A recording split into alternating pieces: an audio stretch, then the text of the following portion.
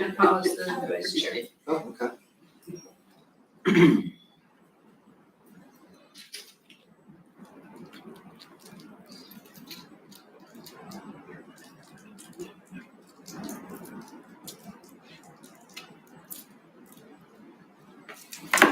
It's 12 o'clock, so we will call the organizational and regular board meeting of the Union County Board of Elections to order.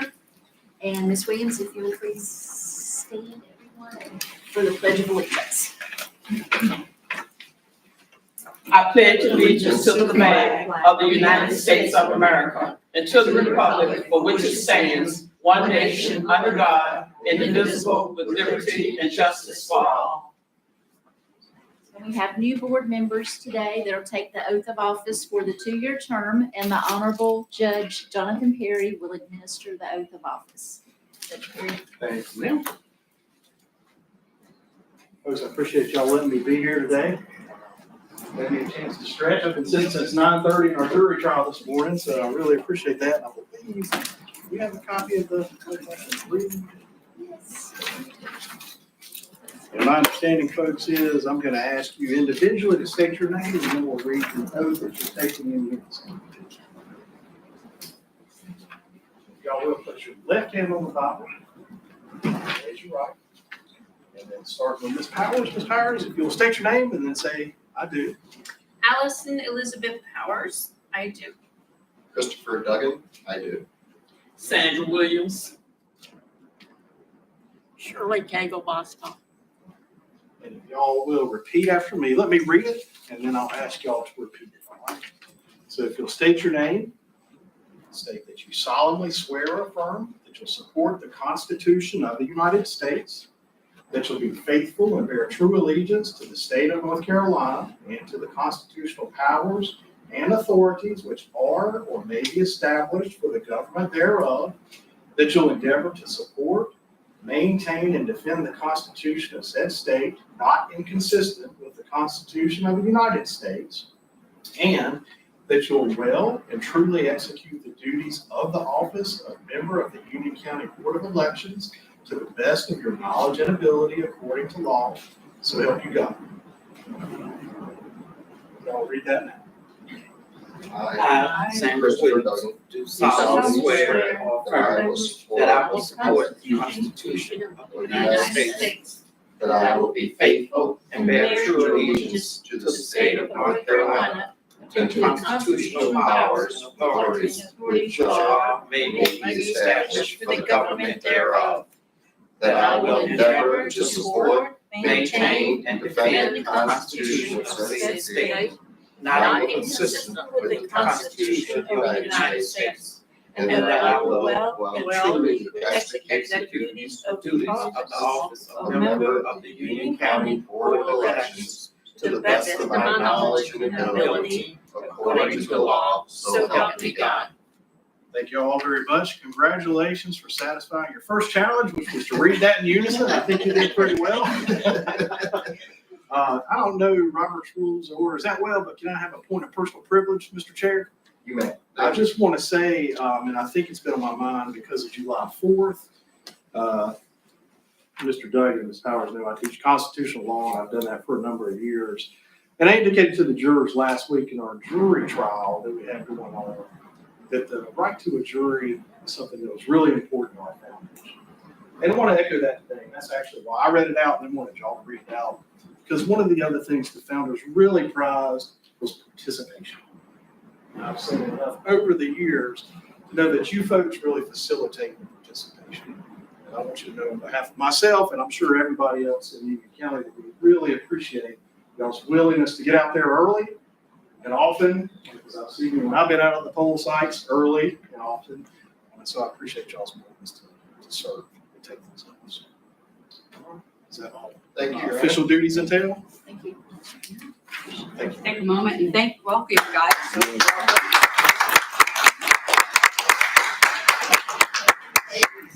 I'll have a minute. Sure.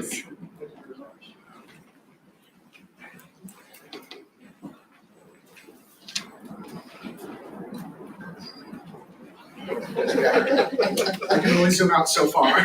That's right. Footstool or something, something tall or that. Let me get you right.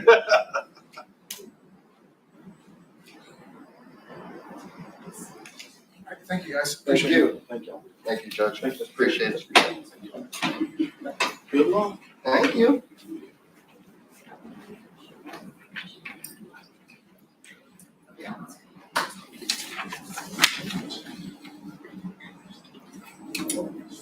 We'll all have to sign our oaths and hand it in.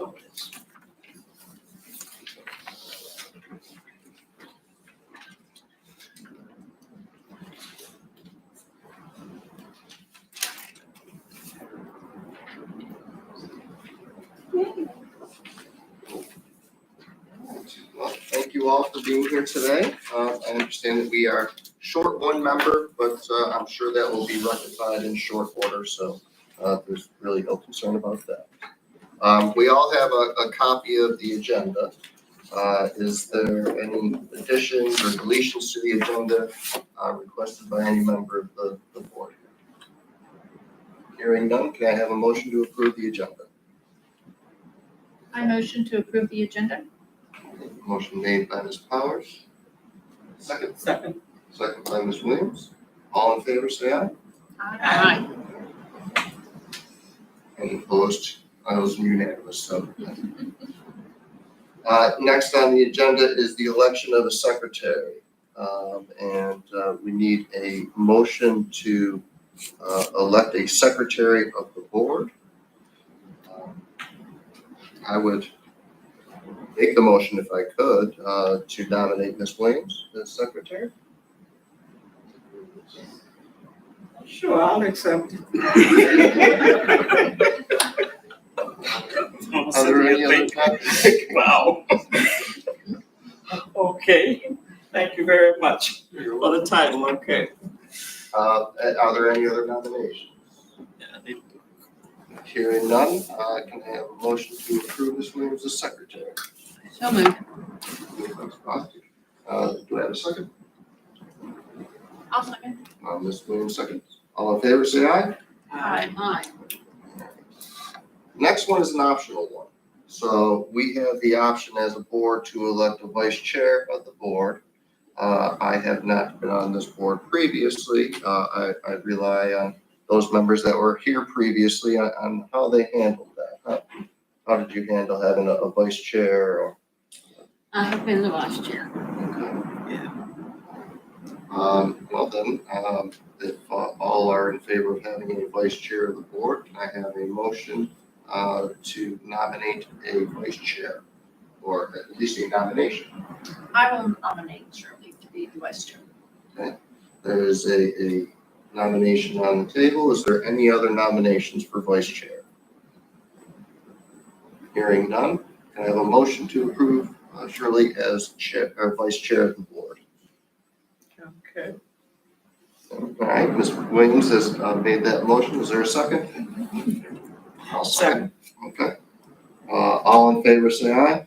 Aye. Well, now that we got the tough parts over with, we are going to move on to the next item, which is the adoption of the regular meeting schedule. And I turn this over to Ms. Holland. Okay. In the past, the board has met at 4 p.m. on the second Tuesday of each month. That is for the regular meeting, of course. Occasionally, those times are changed to coincide with the meetings that are set by statute.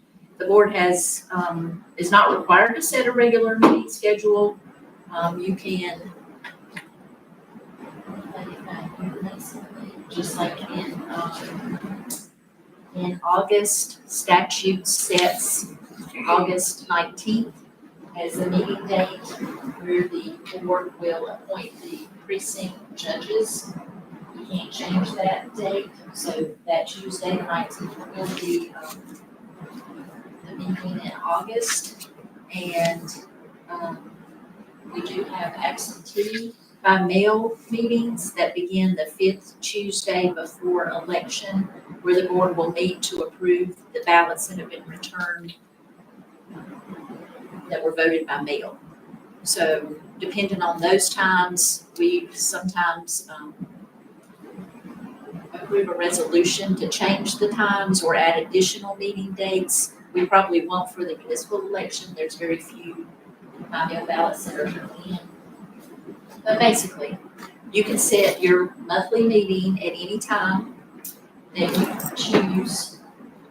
And then for August, I do ask that unless the board chooses to meet twice, that you maybe set your August date for that August 19th. Is there any discussion from the members as to the dates and times? I know I serve on at South Piedmont Community College as the board trustees, and they meet on Tuesday. So I'm not sure what time of day, but those meetings, if they are on a Tuesday, will usually start at about 4 o'clock. So happy to meet earlier in the day, or we can meet on a separate day, but how you all like to plan your schedule. If you like to plan it well in advance or play it a little bit by ear as we go. Both. Sometimes you have to do both because planning ahead, sometimes it can be changed, but otherwise, do it by ear. We've had our meetings at 4 o'clock on the second Tuesday for years, but I guess it's not in stone. See, making sure when meetings are Second Tuesday, that's what it's been Yeah. for a long time. I think wanna maybe, come up maybe as long as I've been. Okay. Yeah, they're usually on the second Tuesday of the month. Let me confirm here, if I may.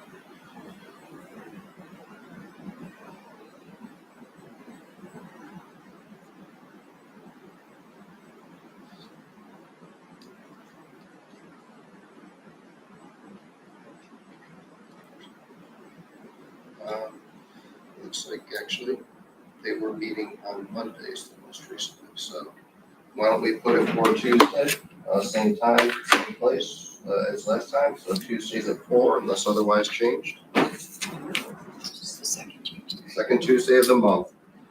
Do I have a motion to approve the schedule as being the second Tuesday of the month, beginning at 4 p.m. Here at the elections unless otherwise changed? So moved. We have a motion, we have a second, Second. and we have a second. All in favor, say aye. Aye. Any opposed? All right, now we need to have an adoption of the resolution to approve the duties of the Director of Elections. And we all had that as part of our packet that was sent out by Ms. Holloway. Did everybody have a chance to review that resolution?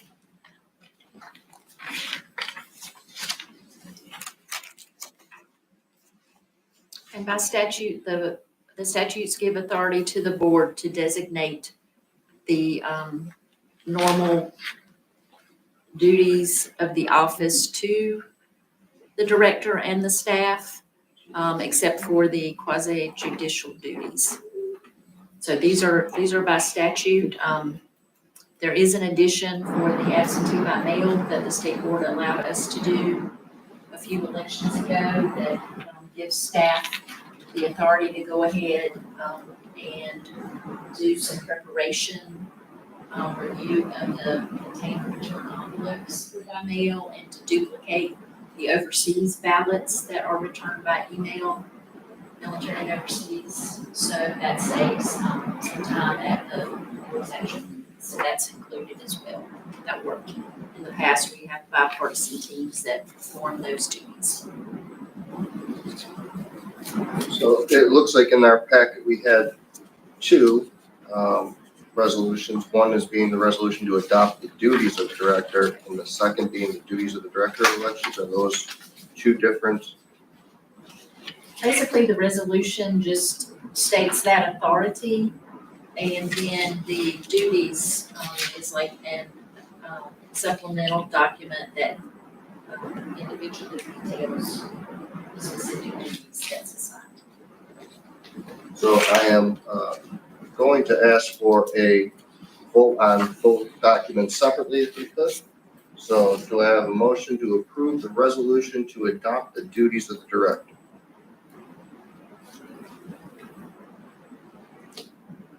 Pass it out in our packets. So moved. You can do it now, later.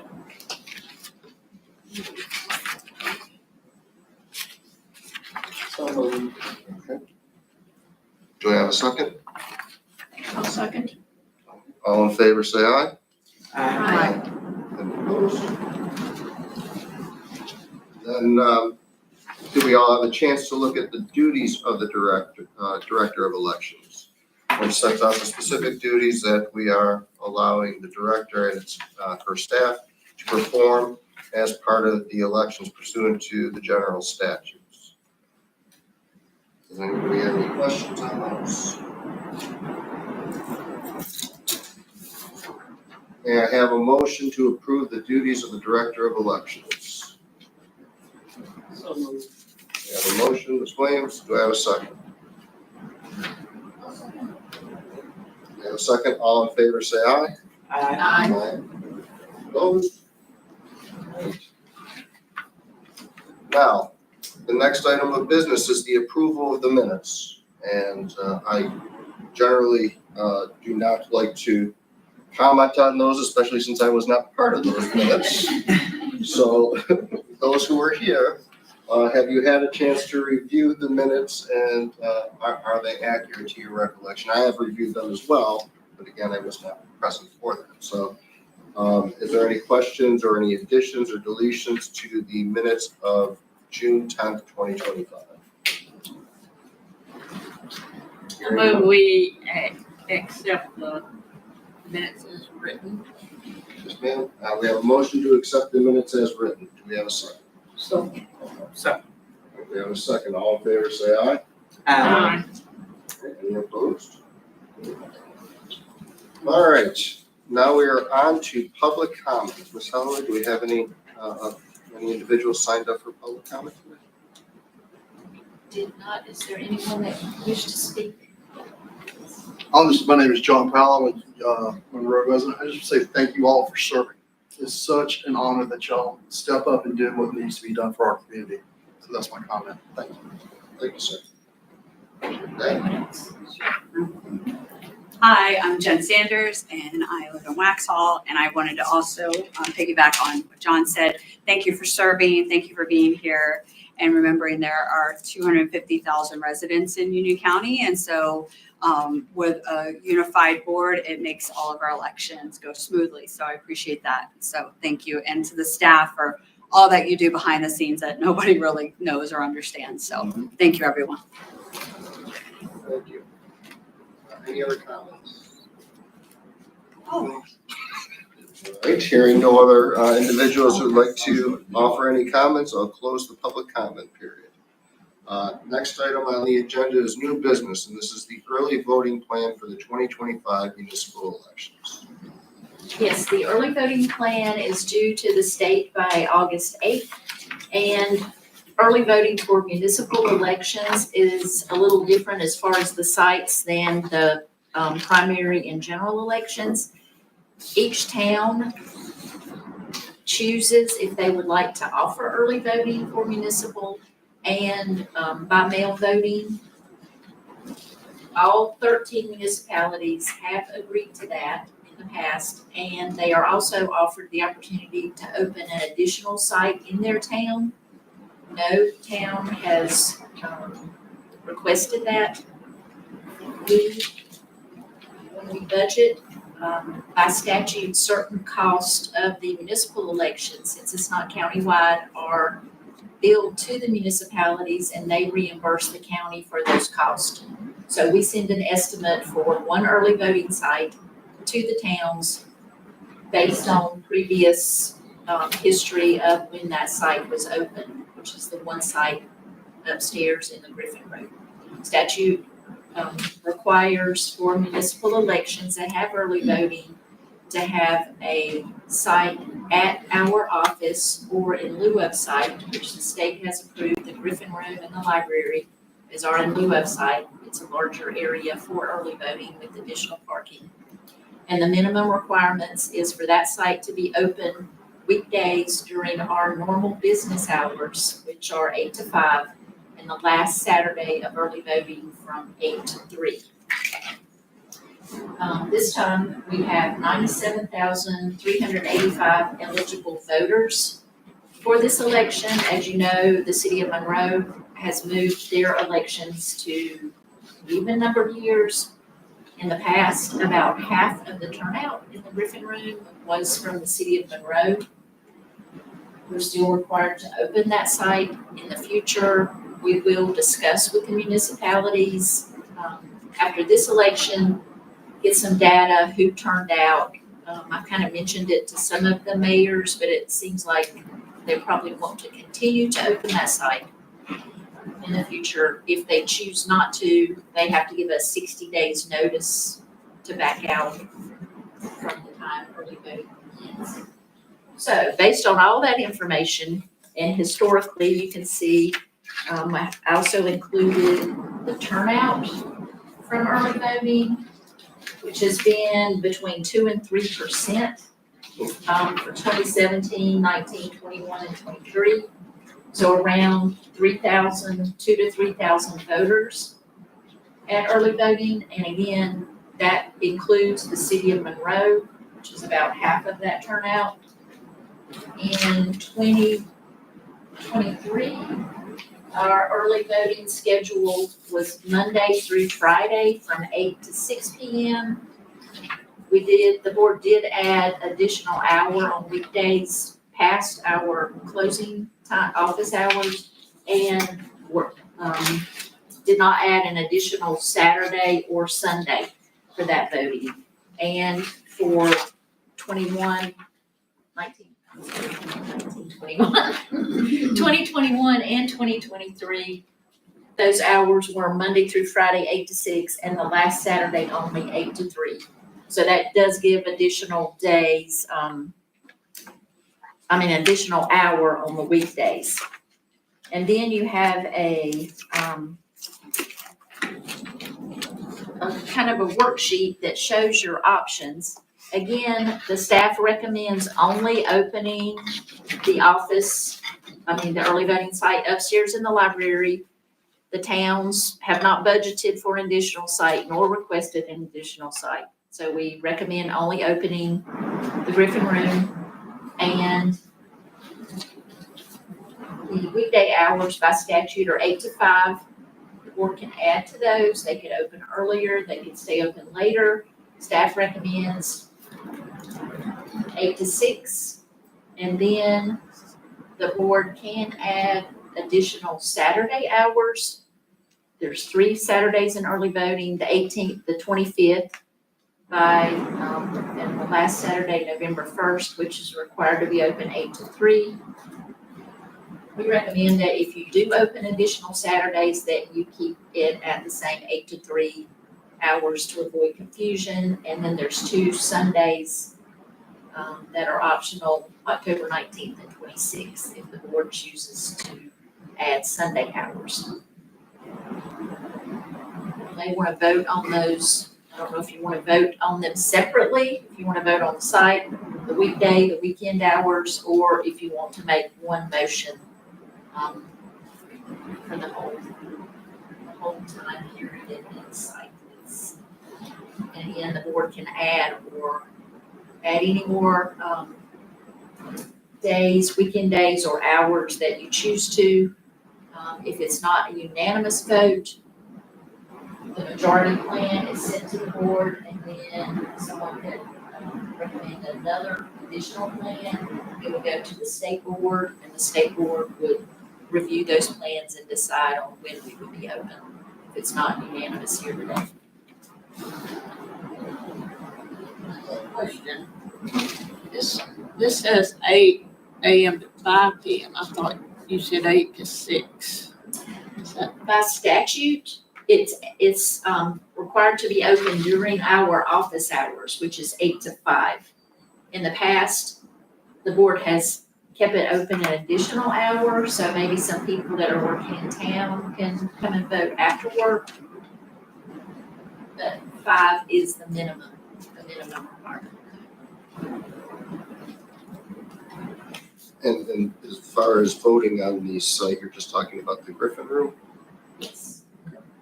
Well, I think maybe that's the easiest one to get rid of, so can we have a motion on approving the Griffin Room for the alternative site to the Board of Elections actual office for early voting?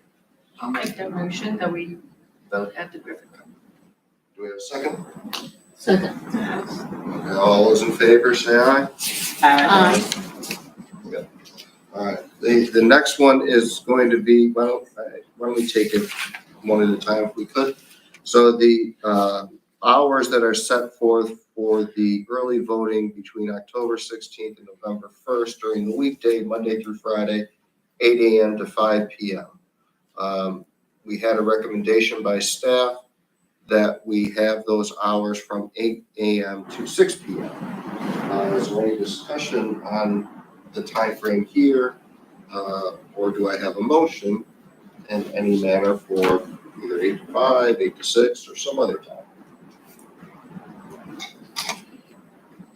We set it at 8 to 6. I think that's the way it's been in the past. So is that a motion then? I move that we set the hours from 8 until 6. We have a motion, For every Saturday or just one? well, this is just the Monday This through is Monday Friday. through Friday. All right. I'll second that motion. Oh, yeah. I can see giving people time, getting off work. The 6 sounds good. So we have a motion to approve the Monday through Friday schedule from during the period of October 16th to November 1st, Monday through Friday, 8 AM to 6 PM. We have a motion and a second. All those in favor say aye. Aye. Any opposed? All right. We are set for that. Now, the Saturdays, we have one Saturday that's required by statute, as I understand, for November 1st, 2025, from 8 AM to 3 PM. Is there any discussion as to having it set just for that November 1st date? Is there any discussion regarding including the additional dates? Open it up to the board for some discussion on that. Okay. All right. Is that a motion, I suppose? I have a motion to have the Saturday hours being November 1st, 2025, from 8 AM to 3 PM. So moved. And a second? Second. All those in favor say aye. Aye. Any opposed? And then the last item to approve as far as the schedule, currently there is no Sunday hours for the early voting of October 16th through November 1st.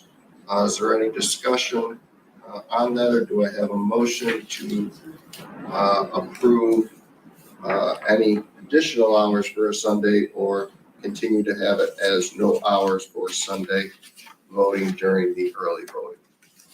I move that we leave it the way it was, no hours on Sunday. Okay, we have a motion, no hours on Sunday for early voting. Do I have a second? I'll second. I like the 2 that you have. Well, those are not. Okay, We didn't have any, We're not doing it anymore. no, so We said we may add, but that's what I'm not adding. I never vote for that. No, you just be didn't. I'll just be Yeah. plain and honest. I do not vote for Sunday voting for anything, but the only time we've had it before was in big elections, not in. So we have a motion on the table that's been seconded to have no Sunday early voting. Do I have All those in favor of no Sunday early voting, say aye. I, Any opposed? no. Okay, we have an opposition. So the plan then will be to send to the state that the motion, that it was 3-1, and that there will be an alternative plan being set. Ms. Williams, your alternative, did you want both of those days to be sent as the alternative plan to the state board, or one of those days on the Sunday? Both of them is fine. I mean, we had talked about this prior, but, you know, I thought it was a good idea, at least two Sundays for people to have, those that can't make it, you know, Sure. on a Saturday or something. To submit it as a minority plan, since the other was 3-1, Ms. Williams will need to make a motion Okay. as what, which days and hours that she wants Okay. to be open on Sundays, and then the board vote on that. But I make a motion for both the 19th and the 26th for the 2 Sundays, as far as so the time was what, 8 to 3 or whatever. You don't have a time here.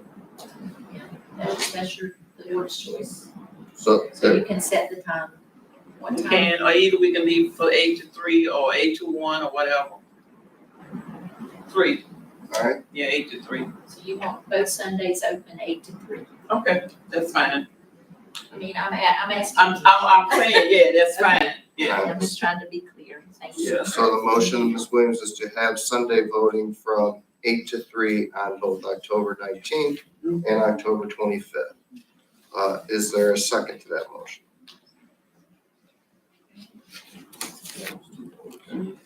Hearing none, I guess the motion fails, or? All right, that motion fails, but I will make a motion to allow for the minority plan to be submitted to the state based upon Ms. Williams' request. So I make the motion that the minority plan be submitted along with the majority plan to the state. A second. There's a second. All in favor, say aye. Aye. All right. That. All right, next on the agenda of new business is a resolution for temporary transfer of voters. So, Yes, municipal election, not all the precincts, the voters in those precincts lie within a municipality. So we normally don't open all of the precincts, they're county voters only. This year with the city of Monroe, that changed even a little more. So now there's only 35 of our 54 precincts that have, actually 39, excuse me, that have voters registered within a municipality. Our board has previously had a policy that is ongoing until it's repealed, that any precinct with 400 or less voters at that precinct, the actual physical site is not open on election day. Those voters are transferred to an adjacent precinct to vote. For this election now, with the city of Monroe not included, at precinct 7, Mount Carmel Church, there are only 34 voters in that entire precinct that are in the town of Mineral Springs. So we're asking the board to approve transferring those 34 voters to precinct 19, which is Mineral Springs Fire Department. For the village of Marvin, there are 134 voters in precinct 28C, which is Marvin AME Zion Church. We are recommending those being transferred to 28B Marvin Elementary School. The town of Marshall, precinct 36, Crossroads AME Zion Church has 258 voters. We're recommending those voters be transferred and vote at precinct 9, Edwards Memorial Library. Wesley Chapel, there are 220 voters In precinct 42, New Salem Baptist Church, we are recommending those be transferred to 17A Wesley Chapel Elementary. And down at Wingate, Crossroads A&E Zion Church has 258 voters that we recommend being transferred to Wingate Community Center. In the last, in the past municipals, we have transferred those from Crossroads A&E Zion. The Wingate voters in 2023, 9 voters of those 258 voted. In 21, 10 voted.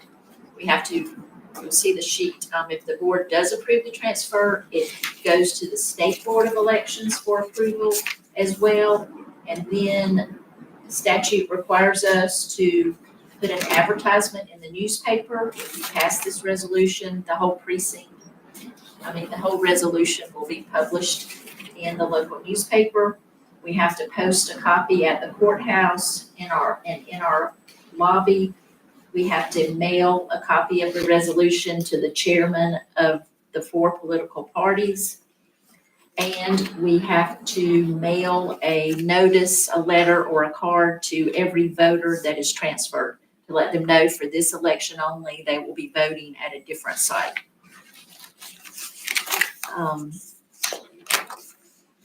For Mount Carmel, those 34 voters in 2023, 8 of those voted and 4 voted in 21. Marvin A&E Zion was 16 and 13. So it's a small percentage. The ones at Marshall, 0 voted. Is there any indication, or does the department put up a sign at the actual Yes, voting place as Yes, well? in addition, we do post signage on the door and a frame that lets them know voters are transferred and the name and location of the precinct where they would go and vote. Yes. Do that in addition. Hearing that report from the director regarding transfer of those voters from Mount Carmel to the Mineral Springs Fire Department, A&E Zion to the Marvin Elementary, Marshall 36 to Precinct 9, Wesley Chapel, New Salem Baptist Church to 17A Wesley Chapel, and Crossroads to Wingate Community Center. Is there any discussion on the transfer of those voters? May I have a motion to approve the recommendation by staff to transfer those voters as discussed? We have a motion, do I have a second? I'll second. All in favor, say aye. Aye. Any opposed? No. All right. Thank you. Thank you. Now we have a staff report. You're still going. So candidate filing ended last Friday. We had 38 open seats and 67 candidates filed. We did have one that withdrew, was a candidate for the mayor of Unionville that withdrew on Monday morning. Their name will not appear on the ballot. I gave you a list of all the candidates, and also we have 2 referenda that will be on the ballot. The town of Stallings and the town of Indian Trail have an occupancy tax referendum. The voters will be voting for or against the levy of a room occupancy tax in the amount of up to 5% of the gross receipts derived from the rental of an accommodation located within District S of Stallings or the town of Indian Trail. So that will appear on the ballots of those individuals that live within that municipality. And the board also has a copy of those resolutions from the towns. And there's also a change in the charter for the town of Stallings. They have 6 district seats, and they've been split like 4 and 2 on the ballots, depending on the year. So they are changing the term of one of those district seats. On this ballot will only be a 2-year term, so it will get them back to voting 3 and 3. So they just basically shortened the term for one of their district seats. That tax, is it just for hotels and motels, or is it like a Airbnb, or how does that, not the, Yeah, I'm not Engaging sure with if it applies to Airbnb. I'm not certain. I know it is hotels. they'll have to figure it out? Yes, yes. I don't have all that information. And the next thing I wanted to mention is the registration repair project. There's been a lot of lawsuits, findings by the court, a lot as a result of the Griffin Riggs protest. And one thing, because of that, we have a memo about Uwakaga voters, changes to voting for military and overseas voters, how that will process those, and that they're now required to furnish photo ID to approve those ballots. This is a new memo. We haven't gone into great detail yet to work on our processes or alter our processes for reviewing those ballots. The other thing we're working on is the registration repair, which there was a time with the voter registration application that did not require the last 4 digits of social or your driver's license. It was not listed as a mandatory item to include, to fill in. So now it's required, if a registration comes in and does not have one of those 2 numbers, it goes into incomplete. For several years, they were processed without that information. And then if the first time the voter came in to vote, they were required to show ID and show a license or another type of document. The lawsuit determined that that was incorrect. So now the state has voted and has a plan to address these registrations. The first part is the county offices are going back and reviewing the list of names. I believe there's 103,000 in the state. Our number was a little over 1,600. So we are going in and looking at the previous registrations and any documents to see if possibly there was a data entry error. We have found some where numbers were transposed or maybe the number was not included due to a list maintenance from the state years ago. So we have found some that we've been able to correct. And after we have, all the counties have until August 15th to complete that. After that time, the state will do a mailing to the remaining voters that don't have that information in their record, asking them to provide it to the counties. If that's not completed, when they go to vote next time, they will be required to cast a provisional ballot. We will be required to process those provisional ballots in that short 3-day timeline.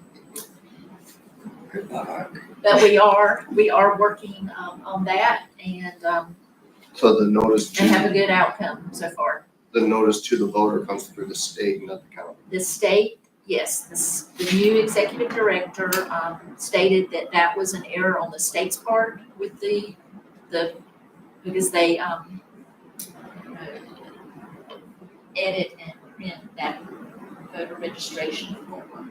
So they said since that was a error on the state part, that they are paying for both amendments. I guess it's better than coming out of the county budget. Yes, yes 78 cents a stamp. Unexpected expense, yes. And that's all. Voter registration, Mr. Meadows. Yes, I will be reporting for voter registration for the month of June. And in your package, you have the NVRA report.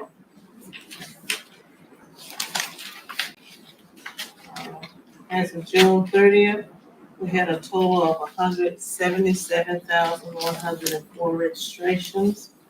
156,483 were active. 20,621 are inactive. Registrations approved for that month was 427. Total registrations removed, 323. Out of those, 43 were inactive. Next section, the new registrations, and on each section that we'll be looking at, there's a number, and those codes are the source codes that shows where we received those registrations from. Majority comes from DMV. New registrations, we processed 840. Duplicates, we processed 333. Changes for the month, 520. Verifications processed for the month, the first and second verification level sent were 5,988. 116 first verifications returned undeliverable. 42 verifications returned by the voter. Confirmations, we processed 14 that were returned by the voter. 50 confirmations were sent out to the voters. 8 confirmations were returned undeliverable, and 3 were not returned at all. The next section in the county stats are by party, by race, by ethnicity, and by gender. Any questions on that report there?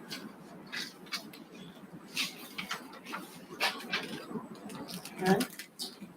We'll move on to the party change crosstab report. We had a large number of party changes. We had 967 for the month of June.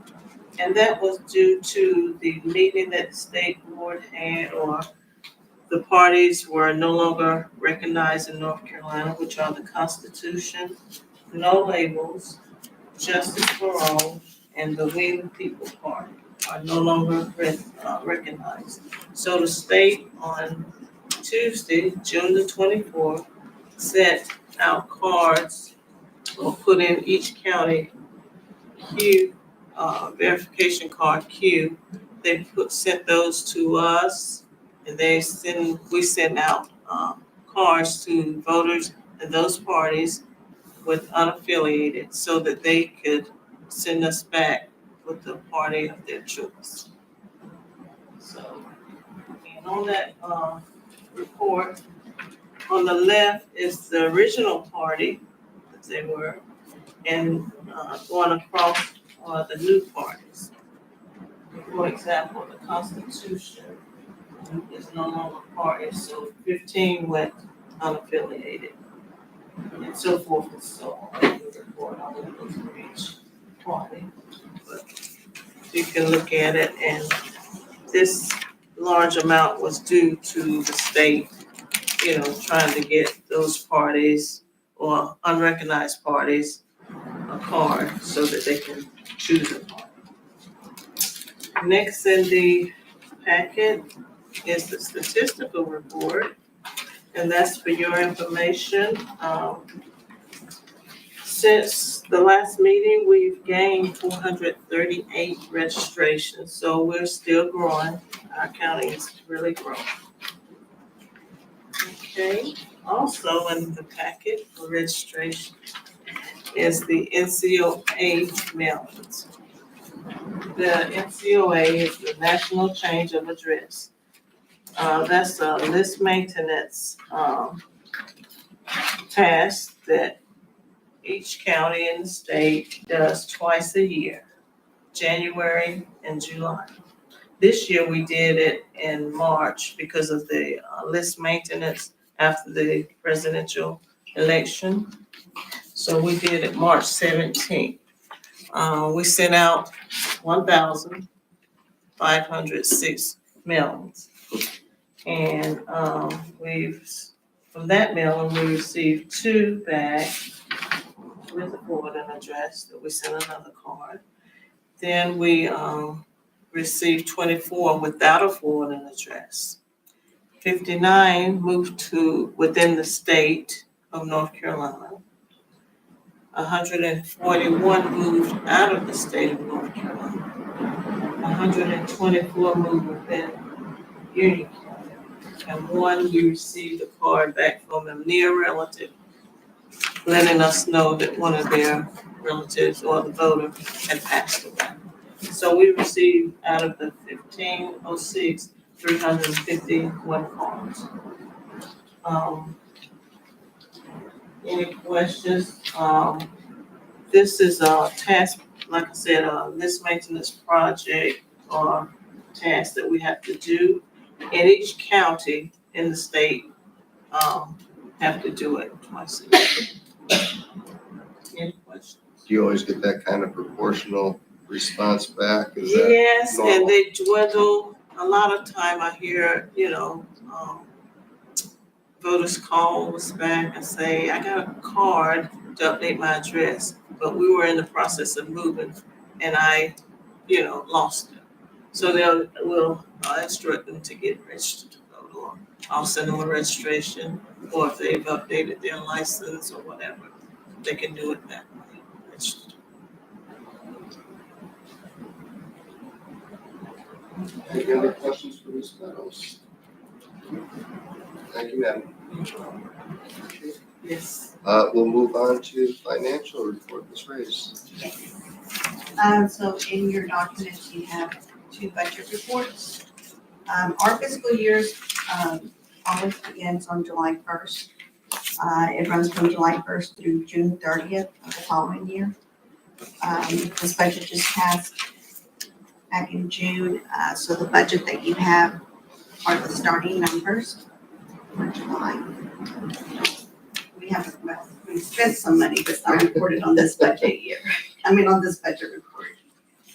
Our administration budget has our salaries and wages, and then we have our election budget.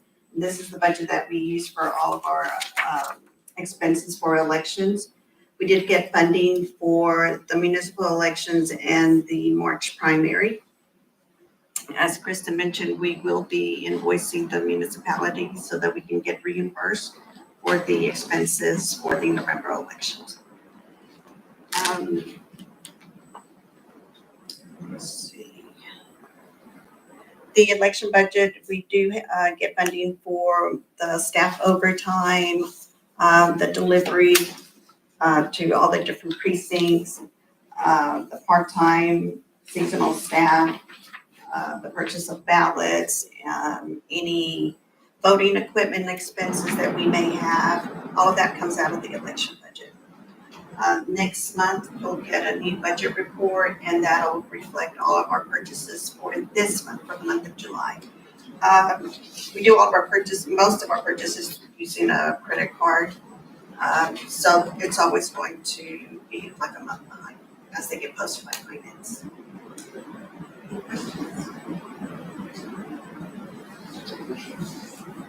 They're in the budget. When you have on their rental of real property, what is that? So we do pay some of our precincts. We pay for the cleaning or for the use of their facility. We also have the rental equipment is early voting. We do rent some Johns to put out there for the voters to use, because they can't go inside the facility, just to use the restroom while voting is going on. So we do have that available.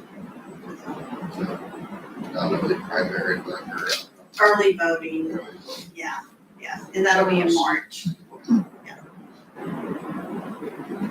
Any other questions? Thank you, Ms. Reyes. Go next to voter outreach, Ms. Jordan. For this fiscal year, we have a total of 40 voter outreach events. These events are scheduled across the county and also are received by special requests that we receive. Our goal is to provide voters any new information as it becomes available while providing voter registration forms for new voters or updating current voter registration forms while we're there, such as changing parties or the mailing address.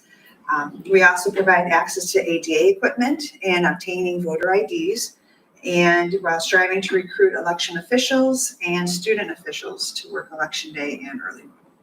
So we like to get out there. So for this month, we had a busy month. We had a total of 8 events. We were able to hit the airwaves on 2 separate occasions. Ms. Holloway was on the air with WDZD, and Mr. Hinson was on the air with WIXY, informing the public of changes that are affecting the Monroe municipal election in November. We were also part of the 4th of July parade in Unionville, and we attended a couple extra events such as the Museum of the Waxhaws, the Farmers Market in Waxhaw, the Food Truck Friday in Lake Park will be attending this Friday, and we also attended the Bazemore Center for their adult activities this past week, and we will also be going to the post offices and municipalities this month with voter registration forms. So that is what we've been doing for this month. In a nutshell. Quite busy. Pardon? Quite busy for the summer. Yes. That's good. That's good. How's been the feedback on your events? Good. We've gotten several workers these past couple outings that we did. So it's been a good turnout so far. For this fiscal year. Thank you. Thank you for doing that.